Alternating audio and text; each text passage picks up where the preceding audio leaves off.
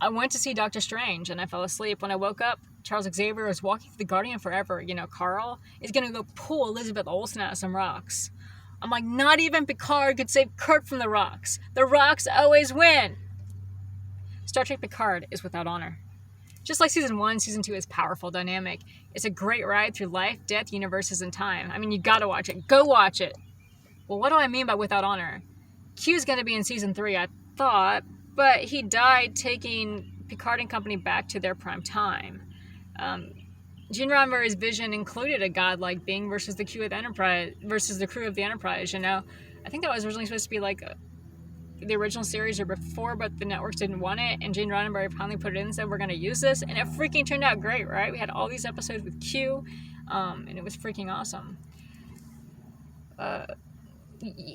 All Star Treks begin with a crew, and they pretty much end with the same crew after 1, 3, 5, 7, X amount of movies, except for maybe, Chekhov might die or Denise Crosby might move on, but you're pretty much going to see that iteration of that actress again if they're still alive.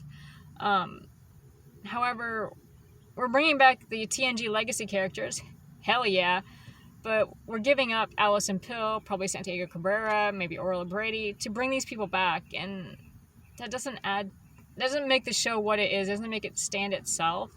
I mean, yes, I want to see all that. I want to see the TNG cast come back. I always have. But if you're taking other people away and not giving them their full shine, it doesn't justify the means. Yeah, I want to see Wesley Crusher. I want those smart-ass scenes between him and Picard, but don't take something away to give me that, According to Gary 7, the people who recruited the supervisors were a bunch of dicks. I mean, wouldn't it have been more honorable to include Gary 7? And the Traveler itself versus the supervisors, I mean, that seems like different things. I mean, they might as well just bring crewman Daniel into it if he's not already. I mean, you had the Traveler, which lost the Enterprise, because he was tired and whatnot. And Picard seeing visions of his mother in a hallway drinking tea versus, Gary 7, who's a supervisor of the Watchers. And he's got the awesome cat and he's very coordinated, So all this together, you're telling me, ensures the flow of time. Okay. Yeah. Great job, Wesley Crusher. Keep going on.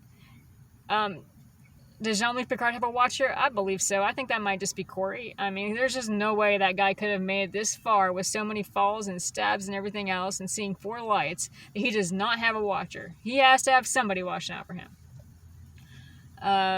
I mean, I was beginning to think Will Wheaton was not rehireable. Maybe he peed in a mop bucket or made somebody mad, But it turns out everybody is fighting over Will Wheaton, and that is a good thing. More Wesley Crusher. Rio's giving up the Stargazer. Not honorable. Great ship. Never give it up. I mean, yeah, I would love to see Seven, Raffi, and Elnor command that baby, but, Rios, man, you stayed back in time for a life you were never supposed to live. And now Guinan has to tell us about that? I mean, can you give Guinan or Whoopi Goldberg a real part there, I mean, she's a great actress. She can ride the horse around the carousel just like she did in the Nexus. I mean, give her something real there. Ito Agare, I mean, great job doing Guinan in her little Pizza Hut bar. I mean, that was pretty freaking good. We got to see the relationship of Picard and Guinan forming. And we got all that history and, those looks into, the disparity, the poverty, the harassment going on in, basically current day America. And even 7 of 9 brought up some of that, the pollution and the smog and everything. So great points right there. But honestly, the best actor in the show, I mean, I give that to Dylan Von Hale, young Picard. I mean, pretty hard shoes to fill, and he had me convinced that was little Picard.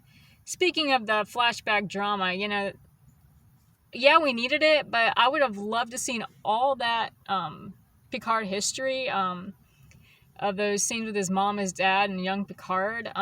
Put them all together in a short trek before the season started, and let us see that going into the season, all the way, from them painting on the walls to his mom dying and his dad not being so bad, Show us all that going into this season, instead of pulling away from the episode and the soon drama and all that. Give us that going in, like they did with the comic books and the Romulan Tel Shiar, Laris and Zhaban and the ship and Picard and Raffi getting stuck there. Give us all that information going into the show so we already have it in our heads and, we can move forward, and as opposed to pulling away from the episode and you're like, well, where are we? Who? Yeah. So, or even at the beginning, all that drama, all that flashback at the beginning of episode 1, 2, 3, or 4, just give it to us, all at once.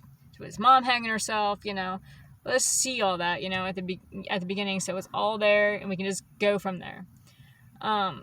Easily Renee Picard spinoff, a Stargazer spinoff. I could see that coming.